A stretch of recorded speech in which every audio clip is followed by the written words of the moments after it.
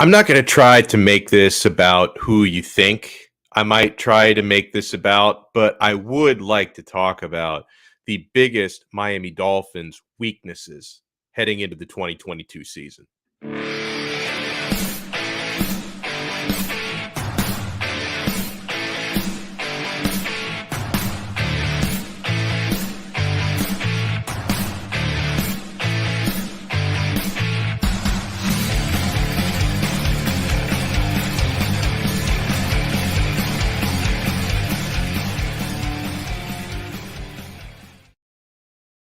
Oh, it is. It is a Monday episode of Donno Daily here on the Five Reasons Sports Network. I am Alex Donno, and we're usually daily, going to be daily this week. I am going to be out of town for most of next week, but it's that time of year, guys. 90 days away from Dolphins football. We're a lot more than 90 days away from more Heat basketball. I haven't bothered to do the math on that one just yet, but guys, off season, there's still so much to talk about. Hello to our guy IMAX. IMAX is awesome. He's not only a regular viewer of this show, but he drops in all the time on Locked On Canes as well, that I do every day. So thank you so much for stopping in here. And whether you're IMAX or you're somebody else, no matter who is in here, whether you're watching us live today at 3:30 p.m., the what is it, the 13th of June, year of our Lord 2022, or if you watch this later via replay, either way, smash that like button and make sure you subscribe to the YouTube channel, Five Reasons Sports on YouTube. Hello to Doug E. Fresh. So, all right, when I talk about biggest weaknesses, now listen, maybe weakness might not even be the right word, because until you're in the thick of it, it's hard to say for sure, especially with a new coaching staff. It's hard to say for sure that certain things are going to be a weakness, except maybe for one unit, and that's the offensive line. Question mark may be the better way to put that. But I do think if you're handicapping the Miami Dolphins coming up into the 2022 season, I think it's fair this year, as it's been fair for many, many, many, many years, to put the spotlight still on the offensive line, even though you went out and got the best available left tackle, one of the best available free agents, period. Teron Armstead is now a Miami Dolphin. That's one position out of five. I do think that he can help in more ways than just literally playing one position, because I also think his influence, his leadership, and the chemistry that he hopefully builds with the rest of that offensive line, this isn't necessarily just one guy playing one position. This is a perennial Pro Bowler who can help make that entire unit better, which is nice. You've also added Connor Williams, and whether Connor Williams plays left guard or center, because he did talk a couple weeks ago about saying that his understanding is he's going to be the starting center, not the starting left guard on this team, no matter where he plays. One of those two positions, more than likely, Connor Williams is going to help. But listen, you still have some of those same question marks from Liam Eichenberg. Is he going to be any good? Because he didn't look any good whatsoever last year. A guy like Austin Jackson, who has not lived up to a first-round draft status or anywhere close to it at this point, but he does have the type of build and the type of characteristics that seemingly would fit a lot better with the type of blocking scheme that Miami is installing, right? Michael Dieter, still a question mark. The list goes on and on and on and on and on. And there was somebody who said it to us on Twitter. I want to go through some of the tweets here, because I put this out there on my Twitter account. What would you say is the Miami Dolphins' biggest weakness heading into the 2022 season? It could be a specific position, specific player, coach, or a big picture factor. And let me go through some of the responses there. You guys can see this, right? Let me just make sure. Oh, I want to make that a little bit bigger. I don't know. I don't know if you're watching on like a phone, maybe kind of hard to see that. If you're watching on like a computer, some people watch on the big screen, right? You got like the 70-inch 4K. You fire us up on that. You have no problem reading the fine print then if you're watching us on a 70-inch screen. Jay Crusader writes in, I think the biggest question is at coach still. Expected that offense would take off season focus. What we were not prepared for was a coaching change. Yeah, there are certain people, including the guy who's going to be joining us here in about 6 minutes, Big John Stud, who was whispering in my ear throughout last season, keep your eyes on Flo, that they're not as happy with Flo as a lot of people think that they are, and that there's more going on behind the scenes than meets the eye. And sure enough, Flo ends up getting the axe. But okay, but let's talk about the coaching, because I think that's a good place to start. And under no circumstance whatsoever would I call Mike McDaniel a weakness, but it is fair to call him a question mark because he's never been a head coach before. So I'm not going to look at that and say, that that's a weakness, because it's not a weakness until it's proven to be a weakness.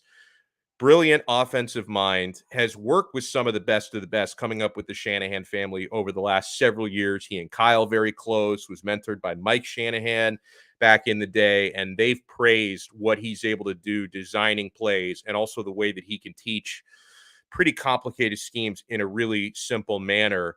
But until you've actually been a head coach where you become the CEO of the entire operation, and it's all sunshine and rainbows right now. Everybody, and I mean most everybody, not literally everybody, but most everybody loves Mike McDaniel.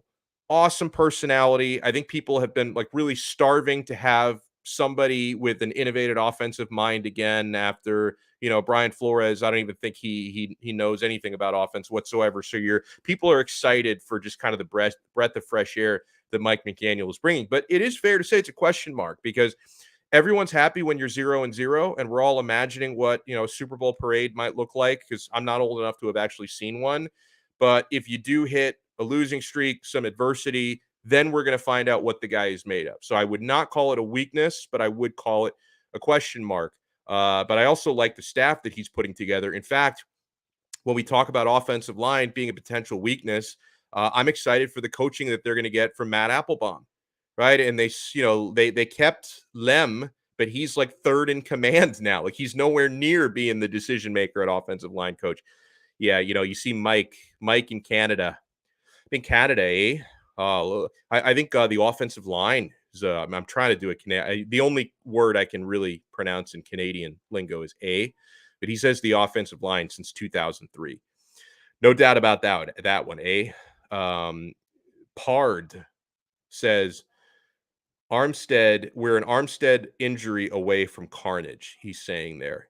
Even with Armstead, it's essentially the same bodies, minus Davis, plus a left guard the Cowboys benched, being played at center. I like to try and bring positive mojo. So I don't want to be talking about potential injuries. I would say most teams, when you've got an all-pro playing any position, if you lose that all-pro to injury, you're in trouble. Right? And Armstead is no exception. So yeah, like, listen, an Armstead injury away from carnage. I know he's had injury history, but I don't even want to. You're not wrong, but I just don't even want to entertain that thought, because I think anybody, you lose an all-pro at a certain position and it's not good. Like, very few teams have enough depth to make up for that.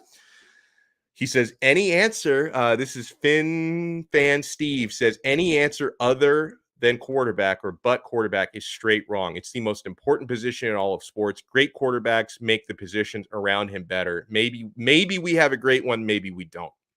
I like the way you phrased that, Steve, because I feel the same way. I'm not someone who's already proclaiming Tua, and I'm also not writing him off. He says we should have a definitive answer after the season, no more excuses. And he says, by weakness, I'm more referring to a combination of that and biggest question mark. Yeah, bingo, question mark.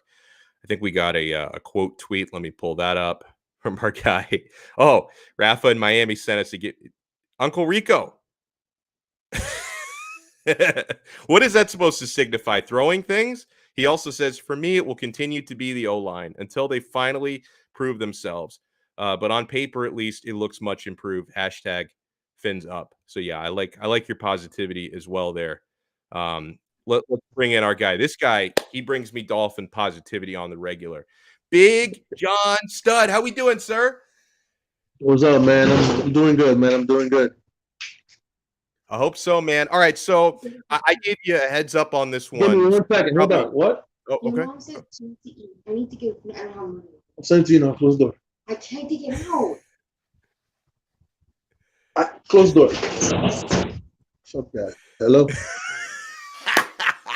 You got to let people know in the house when you're on Donno Daily. You can't let the outside distract you. That was very well handled by you, sir. Yeah, I was not. Yeah, let me just slap. Okay, go ahead. Well, let's move on. I gave you a couple hours heads up on this one, and we read some of the Twitter responses. And like I think some of the people said this, and they're right, and I said the same thing. I'm not going to come out and tell you in June that this, that, and the other is a definitive weakness, especially when you have a new coaching staff, at least new coaching staff on the offensive side of the ball. Some of the defensive staff is the same. So you can do a combination of weakness or even just question marks. But what do you think, Big John Stud, is the Miami Dolphins' biggest weakness heading into the upcoming season? Well, it's the obvious one. It's the offensive line. It's Austin Jackson and Liam Eichenberg. The other three are basically solidified. Even Connor at center, I'm comfortable with him, even though he may be having snapshots now. I'm assuming he'll get that corrected. But the biggest issue they were having with who was supposed to be the original center was that he couldn't read pass, but he couldn't call out protections. So definitely offensive line. Yeah, no doubt about that. Now, what do you think, Big John? Because one of the things that I started off with, and I don't think it's a weakness, I just think it's a question mark with Mike McDaniel. Because I love everything he's installing, and I just love the way he presents himself. It's a honeymoon phase when you're 0-0. He's never been a head coach before, so it's fair to at least call that. I wouldn't say a weakness because he could end up being a strength. But it's a question mark anytime you hire a first-time head coach. I don't see it that way. Ooh. I don't see it that way from the standpoint that he may have the title of head coach, but at the end of the day, you know he's going to be the offense coordinator, and he's been doing that forever. So that's how I look at it. Yeah, they could give you the title of senior vice president, but at the end of the day, if you're behind the mic and that's what you've been doing, Donno, it doesn't matter. Your title's irrelevant. Now, a couple people did say either a weakness or a question mark in the quarterback. I think to me, he's still a question mark. Okay, but they're doing everything they can finally to put him in a position to succeed, which they hadn't done for the last couple of years. But then I also he better be the real deal, Big John, because you look at just the injection of quarterback talent in the AFC, which was already loaded, and now you add people like Russell Wilson and Matt Ryan into the conference. Now you also had Deshaun Watson added to the conference, but he may never be allowed to play again. So I'm not even gonna talk about that guy being in the AFC I right said now. that, and everybody told me I was crazy. We'll see what happens. Yep. Yeah, you did say that, but what do you make? Is it fair to call quarterback a question mark? It's fair for you guys to call it a question mark. I'm not going to call it a question mark because I believe what Tyreek Hill says. And if Tyreek Hill says in his podcast, "Who is that dude?" I have to go with Tyreek Hill. He even said it. He goes, "I'm not doing it because he's my quarterback. I'm not." But the problem is people are going to spin it that way. He compared him to Matt Moore. He already said it. So they even came out and said, "Who the hell said Tua can't throw a deep ball?" And then we came to find out that the offense wasn't designed to throw the ball down the field. So is it because Tua can't throw a deep ball, or because the offense wasn't designed to be throwing the ball down the field and it was made for one receiver? Because from what I understand and what I read and what I heard, the offense the play was designed for one person. I'm not going to say the other two receivers were dummy routes, but basically Tua said it. The guy was open and the play was basically dead. Yeah. So you're basically helping Tua regress by making him a one-read quarterback, which is what we're complaining about. That's true. Man. So yeah, Brian Flores doesn't know shit about offense. I agree. I said that right before I pulled you up. And that's one of the, yeah. And on top of that, they were saying that the last person Tua heard in his headset before the mic cut off was Brian Flores. Wow. So, like, what was going on in that headset of Tua's? Because that's one of the things that I hated about the Flores era. And like, if anyone thinks I'm just saying this now after he's been fired, no, I said it during the season. I didn't like the way that he managed the offense. I didn't like the way he managed the offensive coordinator, where it's like, I don't know, is Godsey, is Stoodsville, is Charlie Fry calling plays, is Flores calling plays? Like, I can imagine on any given play, Tua had like 4 voices in his headset all talking over each other. What a disaster. I think they all thought there was 4 voices, and at the end of the day, from what I'm gathering, there was only one, and it was probably Brian Flores who had the last. He was the last one in the headset. Wow. That's the way I think. I mean, at the end of the day, nobody knows now. Yeah. That's just like on the I Am Athlete podcast when they had on Brian Flores. You're in Tua's relationship. It was great. You don't believe me? Ask Tua. Like, if Tua's going to literally throw you under the bus, dude, really? Yeah. Tua's not going to tell him you were a piece of shit. Everybody else said it. Why do you think now it makes sense when Mike Gesicki went up to Brian Flores and said, look at what happens when you throw me the damn football? Yep. I think back. It also goes back to Orlando Roberts. Tua, we know it ain't you. It's coaching. That's right. And by the way, you were the first person to point out to me what he said, because I saw one of the videos going around when that video of Orlando Roberts like talking into his ear. I'm way too lazy to try to read lips. I don't know if you actually did that yourself or if you saw somebody else read the lips. That was easy to read lips, man. That was all me, bro. Beautiful. And then you were right, because I went back, I checked your work, and it looked legit to me. By the way, Big John Stud, he referenced Tyreek Hill. Let me just pull up this quote here so people can see it. Here we go. This is Tyreek Hill on Tua. Tua is that deal, bro. He has a heck of an arm. He's accurate. He can throw the deep ball, and he actually goes through his reads. What people on Twitter are like, he doesn't go through his reads. Man, this dude is that dude, is what Tyreek Hill said.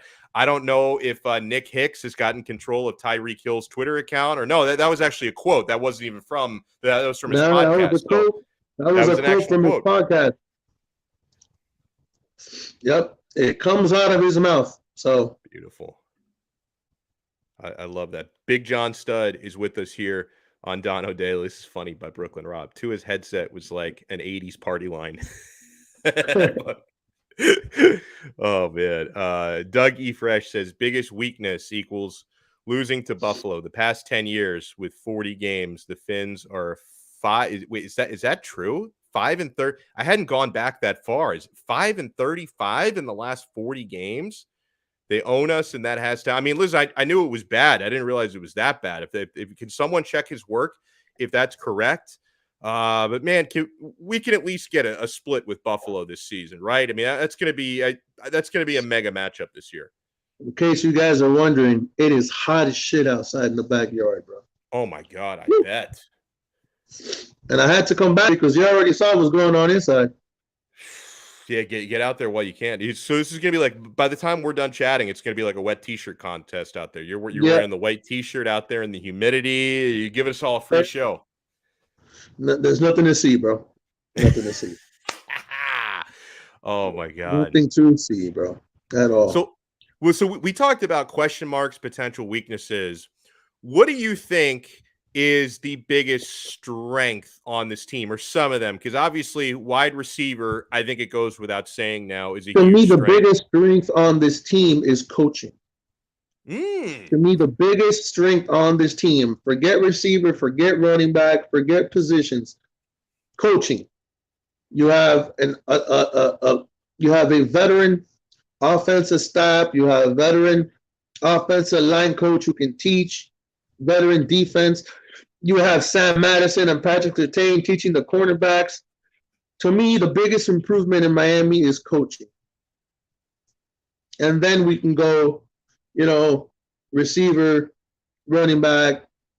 To me, it's not that I'm biased towards Tua. To me, Tua, from what I've seen already, behind the scenes, Tua is telling you, people are going to sit there and say, holy shit, Here it comes.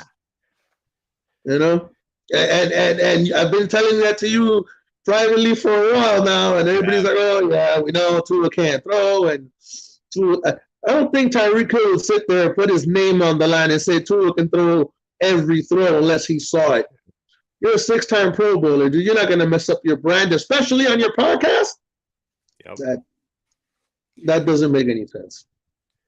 I still need to go. Have you listened to like his entire? I know he just started his podcast a couple weeks ago. I saw the entire episode yesterday.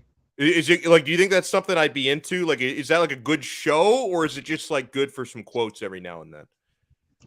I like the whole thing because he explains everything from top to bottom. He explains what happened in Kansas City, the fact that Kansas City didn't want to even pay him $24 to $25 million a year. He didn't want 30. He spoke to Andy Reid. He spoke to Patrick Mahomes. He tried to get a deal done, and it was a no-go. Wow. By the way, you can see I challenged Doug E. Fresh, who had the 5 and 35 message. I challenged him to check his work, and he checked it like Santa, made the list, checked it twice. So it's a little bit different, but not a whole lot different. 7 and 33 in the last 40 meetings. That's epically bad for that record. I mean, the Dolphins won more games against Tom Brady than they have against the Bills. I'm gonna sit there and tell you this. People who keep thinking it's gonna be the same old Dolphin Buffalo thing, they have another thing coming because I think we play Buffalo week 3, if I'm not mistaken, in the new schedule. Yeah, I think so. We play New England week 1.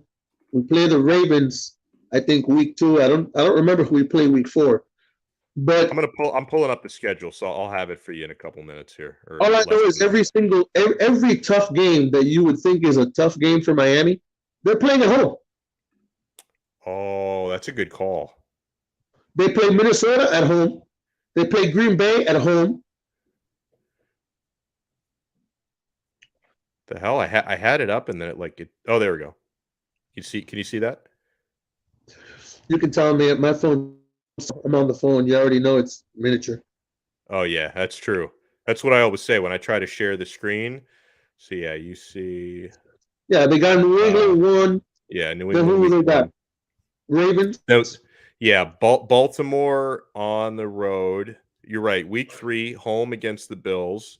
They take on the AFC champion Cincinnati Bengals on the road. So we get a little Tua versus Burrow action. That's week 4, right? Week 4 in Cincinnati. Week 4. Yep. Okay. Yeah. Week 5 at the Jets. Week 6 home against Minnesota. Yeah. Week 7, who do they play? Pittsburgh Steelers at home. At home. Yeah. Detroit Lions on the road. Uh-huh. Chicago Bears on the road. Cleveland Browns at home. Cleveland Browns at home. Who knows who's going to be quarterback in that game? It's not going to be Deshaun Watson. I wouldn't imagine it's going to be It'll be Jacoby. It'll be Jacoby. Yeah. It's not going to be Baker Mayfield either. I know that. Then they got the bye week November 20th. Then they have Houston Texans at home, San Francisco on the road, Chargers on the road. That's when we get the little Tua versus Herbert action. I guess, as much as I'd love to root for Tua against Herbert, I have been notified by Brooklyn Rob that I'm not allowed on the Tua bandwagon. He says, Mush, me and Big John Stud ain't letting you back on the Tua train. I'm holding the receipt. So if I'm not allowed on the Tua bandwagon, I guess I'm going to have my Justin Herbert jersey just so that I can, when the Chargers outclass the Dolphins, I told you so. Me and Brooklyn Rob, we got to have a conversation because where I go, you go. But we'll talk, me and Brooklyn Rob. But at the end of the day, think of it this way. Tua's 1-0 against Justin Herbert. That is true. He is. So it's an extra motivation for my guy Herbert to get the rematch. Then they got what? Then they got Buffalo at Buffalo, Green Bay at home. At home. See? Patriots on the road, and then the Jets at home. I mean, better be two free wins against the Jets as usual. See what I'm saying? So most of the tough games on the schedule, Pittsburgh, Green Bay, Cleveland, all those games are at home. That's right. By the way, this made me laugh. Losing to the Browns with Jacoby Brissett starting is a Dolphins tradition, he says. That's not gonna happen, bro. And you know why I tell you. I told you I was gonna tell you. Don't be surprised if the first 4 games of the season the Dolphins win.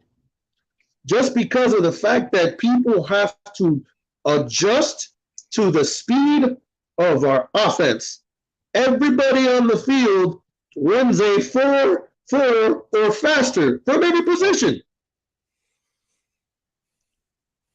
Waddle 4.29, 4.27. Tyreek, same thing. Lynn Bowden 4.3. Gesicki 4.4, 4.5. Mostert 4.3 out of the backfield. Yeah. It's going to be, you can't double team anybody. They're going to literally have to play nickel, and we're just going to run the ball down their throat. I love it. I love it. Speaking of running, how much of a workload do you think Sony Michel is going to get this year? Like, how much do you think he'll feature in the rotation? I think it depends on how fast he picks up the offense, because to me, Chase Edmonds and Mostert give the Dolphins an element of toughness and speed that we really haven't seen. But Sony Michel is no slouch. No, and I think he was, I don't know, I think he was their third down back when he was in New England, if I'm not mistaken. So, I mean, if he comes in on third downs, he can catch the ball. We know he can block. So he said it himself, he can block. I don't have an issue. And at least now we know we only have one potential fucking leak. It's on the right side unless Austin Jackson gets better. Tua doesn't have to worry what the hell is going to bust, because nothing's going to bust. You shift the protection to the right. Yep. Everybody's saying Tua can't throw a football. I'm telling you, you're going to see the net. Oh, my God, I always knew Tua could do it. I knew it. I felt it in my bones. Get out of here, bro. It's going to happen. It's going to happen. You can't double team anybody now. You're not throwing a slow poke. I want to see what Devontae Parker's going to do in that snowball over there, where he can't even. His hamstrings are going to be hamstrings are going to be stiffer than my grandmother when she was 80. And he's going to try to run patterns. It's so crazy. Like in the months of November and December, he's only going to be able to play road games in tropical climates. Like it's like forget about him like suiting up in Foxborough or on the road in Buffalo or MetLife in November, December. Like that dude is just like home games in September, October, and road games in tropical climates only. Yep. That's what it's going to come down to. Alex M says, I hope Big John is right. The Phins taught me how to drink when I was 18. He got that 3-year head start because of the Dolphins. By the way, Alex. Alex, I don't say a lot of things, Alex, but when I do tell you something or say a source told me or they told me, you can ask Donno. Yeah, 100%. I haven't missed. And I said Deshaun Watson would end up in prison. Everybody laughed because he had 22 cases dismissed criminally. What they're not looking at is that now he's got 2 new cases that just came up. Any one of those can go criminal because you're not allowed to ejaculate on someone. Although his lawyer said, yeah, of course. Yeah, he just totally fucked up the whole thing. Yeah. That was one of the weirdest, and that dude was it was so fucking. It's like he says like happy endings not necessarily illegal. He said that on like a Houston sports radio station. It's the weirdest freaking thing ever, man. But yeah, look, I'm a certified massage therapist, and I've never heard of a regular massage having a happy ending being a normality. No. I'm just letting you know. Yeah. I studied it. I've done it for years. I don't know what the hell they're talking about. That's not part of the program.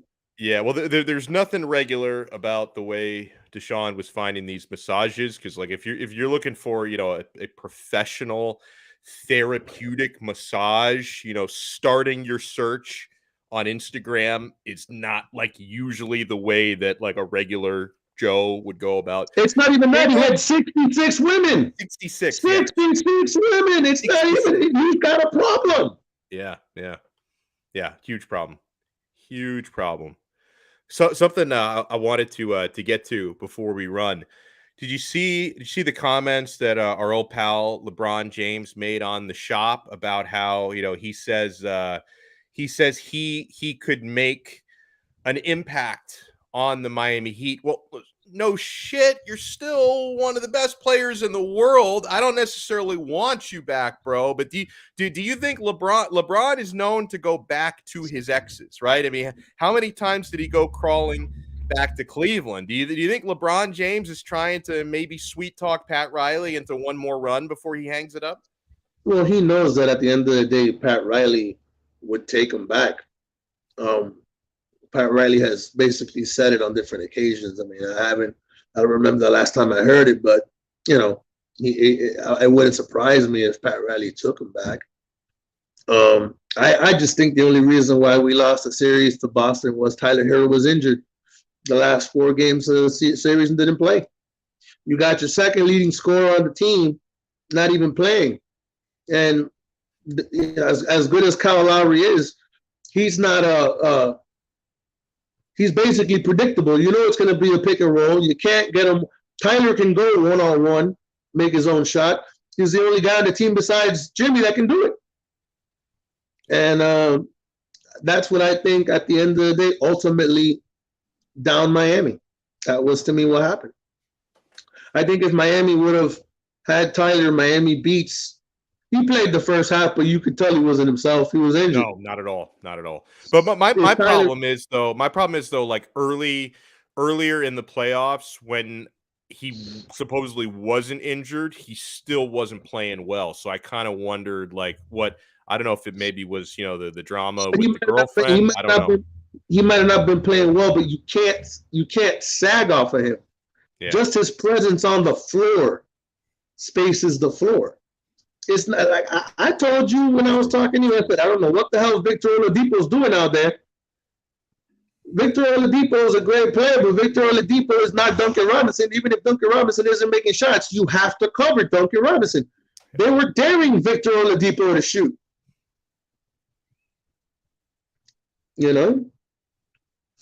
It's like basically when you're playing Golden State right now. Why is Boston tied with Golden State, and they should have won the other game? They should have won that game at home. They should have. Dude, you're playing 4-on-5. Draymond Green doesn't even look at the basket. Oh, yeah. I saw a play where that man passed the ball 3 times and set 4 screens on one possession. Jeez. He took 4 shots in game 3. 4 shots total. It's crazy. Yeah, and one of them was with like a minute and a half left. Yep, that's right. Garbage time at that point. Yeah, well, listen, I always enjoy chatting with you, sir. Why don't you let the people know where they can find you, social media, and are you going on the Phins tailgate? You doing any other shows this week, Big John Stud? If they let me know. If I was talking to Chris yesterday, got interrupted by a phone call. He got one, that he called me. I got one. So that kind of, we haven't spoken since then. If they have a show and he hits me up, I'll jump on. I don't got an issue. You can find me at Big John Stud 136 on Twitter. And they can find me here with you every week. That's right, man.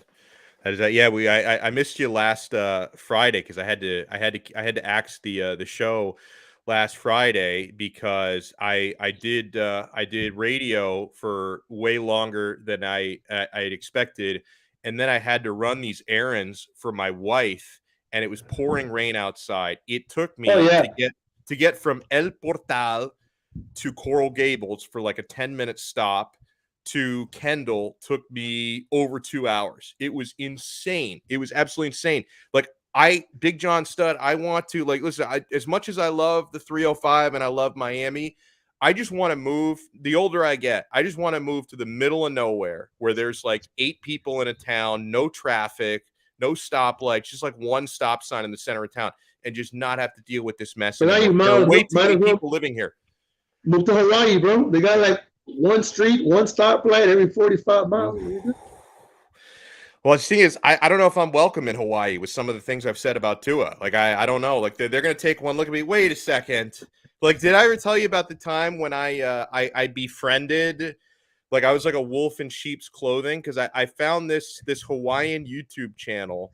I don't remember what it was called. This was like not quite. It Yes, was probably yes, I you told me. I'd be Yes, you told me. I found this Hawaiian YouTube channel where like it's not even a football podcast, but because these guys are Hawaiian, they love Tua and they talk all about Tua and how he's the greatest on their show. And like I reached out to these guys. I was like, I love your show because I was trying to like butter them up to maybe see if they would come on the show. And then they watched some of my shows after I'd befriended them, and I got ghosted. Like they didn't want. They're like, "Oh, this guy." Like I'm a nice guy. I wanted to try. Like I try to see other points of view, and these guys thought I was like trying to befriend them to like trap them into something. I think so. I haven't heard from them since. But yeah, man, I don't think I'm welcome in Hawaii because of all this nonsense. So listen, sir, I appreciate you, and I hope everyone follows you on Twitter, and you guys stay tuned. Do you want to do this again this week? Because we usually do Friday. So hell, why don't we light it up again on Friday? What time? Same time? Either same time, maybe a little bit earlier, maybe like 2:30 instead of 3:30. 2:30 would be perfect. That would work for me. Big John Stud, because I need the only way I can get Brooklyn Rob to watch the show is when Big John Stud is on. Thank you so much, my friend. Have a good rest of your day. All right, man. You too. Brooklyn Rob, love you, bro. Yeah, Brooklyn Rob is the GOAT. All right, my friends. Want to remind you, great way to support us is by supporting our sponsors, like the ever so amazing Prize Picks. Prize Picks is daily fantasy simplified. They combine my love for daily fantasy and for parlays. Got a game tonight, don't we? Somebody's going to take a 3-2 lead tonight in the NBA Finals. You guys, you go on to prizepicks.com or the Prize Picks mobile app. So easy to sign up, so easy to log in, and you select 2, 3, or 4 players and just predict, are they going to go over or under their fantasy projections, and you win real money, right? You can get 10 times your money for getting 4 selections correct. You can get double your money for getting 2 selections correct. It's a lot of fun, and it's kind of addicting, but in a good way. So sign up today, prizepicks.com or the Prize Picks mobile app, which is so easy to install and get started. And when you sign up, my friends, make sure you use our code 5, FIVE. Use our code 5, and they're going to give you a 100% deposit match up to $100. So you can double your money at prizepicks.com or the Prize Picks mobile app. You make your selections, you win real cash, and then you thank us later. Prize Picks truly is daily fantasy simplified. I want to throw some shout outs before we get out here today. It's a good question, Alex. I don't know. I'll ask him. I don't. If he does have an Insta, I am not connected with him on there. I'm not nearly as active on my Instagram as I am on my Twitter, but I don't know if he's on there or not. I'll have to ask him the next time he comes on. Shake Money, thank you so much for tuning in. Brian Flores has a house in Honolulu. Maybe you could wait. Is Brian Flores welcome in Hawaii? I figure if he's welcome in that state, like if they haven't just like repossessed his house and like, yeah, I know Hawaii is America, so I guess if you have an American passport, how do they keep you out of there? Don't bore me with the technicalities, but I guess if Brian Flores is welcome in Hawaii, they'd probably welcome me in there as well. I don't know if I can afford Hawaii in this economy. Like, isn't all the food and all of like the gasoline and the food, isn't everything really expensive in Hawaii because it's difficult to just get stuff out there? I've heard like that's how it is in Alaska. I visited Alaska before, and things like food and gasoline are super expensive. It's really difficult to get stuff out there. And I thought it was the same thing with Hawaii. So unless we get like a major turnaround in the markets, I don't know if I can afford living in Hawaii or even visiting Hawaii anytime soon. Yeah, you're spot on, man. Most islands are expensive with imports. Yeah, I need to be landlocked. Like I can barely afford to live on this peninsula right now, let alone move into an island, man. Yeah, Brooklyn Rob says Hawaii overpopulated and very expensive. I've never been. Like someday I'd love to take a trip there. Nice old vacation but I've never, to this point in my life, I've never been in Hawaii. I will get out there someday, though. I've been multiple places in the Caribbean, which is a lot closer by, very short flights to the Caribbean. I was in Jamaica a few months back. I've been to Cancun, partied it up, but no, I've never been over to Hawaii. David, thank you so much for tuning in today. Yeah, me, you're right. The biggest Dolphins weakness, the mush. You guys better hope I pick against them and bet against them in every single game this year. Alex M with if you are unhappy at the end, it's technically not a happy ending. Is that's the Deshaun Watson quote? Woo. I don't know what to do with that one. Presented without comment. Shake Money, thank you so much for tuning in. Every Disney movie had a happy ending. Yes, has there ever been because I'm kind of a movie snob, right? Like my wife wants us to go see, if we ever get like a free couple of hours, to go see the new Jurassic World movie. But I saw the critic score, Rotten Tomatoes. I'm not interested, bros. I'm not interested in popcorn algorithms. Second Jurassic World movie was bottom of the garbage. I haven't seen a Fast and Furious movie since 2003. I'm not into the popcorn algorithms. I am into art. I am into intellectually stimulating films. Like I do want to see the new Top Gun movie, which I also haven't watched, and that's actually getting praised critically. Like everyone seems to love Top Gun Maverick. Like that's a great movie, they tell me. Jurassic World, it sounds like you just go in, you pay like $20 for a ticket per person, which is insane, and you just turn your brain off for a couple of hours, man. I'm hesitant. I'm very, very hesitant. I don't know how I got into that, but no, has there ever been a Disney movie with not a happy ending? I guess not. Like, spoiler alert, Bambi's mother died, but it seemed like Bambi was good. Like by the end of the movie, like he got over it. He moved on with his life. So I guess you may be right. Every Disney movie has a happy ending. Indeed, thank you so much. O-line needs to come correct before I get hyped. That's very fair. Canes 1989, hello, and thank you so much for tuning in. We appreciate you. I feel like I probably shouted out Alex M already, but I don't want to miss anybody. Let's see. Oh, Ian from Brooklyn, thank you for stopping by, checking in, listening in. Thank you so much. GE, Trey Lance's dad. Hello to Trey Lance's father, who was nice enough to join us. Sup back to you, sir. IMAX, hello. And I think that might be it for the shout outs, unless somebody snuck in here at the end. Oh, Pocahontas. Was that a not happy ending because they still got colonized?